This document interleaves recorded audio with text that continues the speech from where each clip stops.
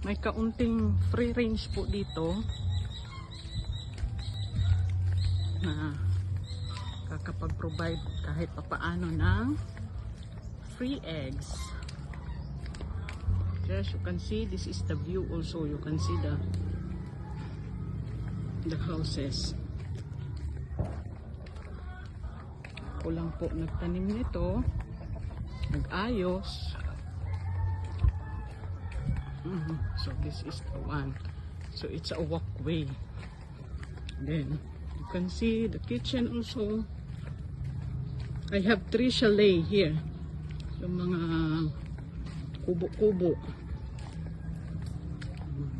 May rabbit din akong natira kahit papaano. This is my grotto. Mama Mary po yan. Ito na po yung pinaka-circle.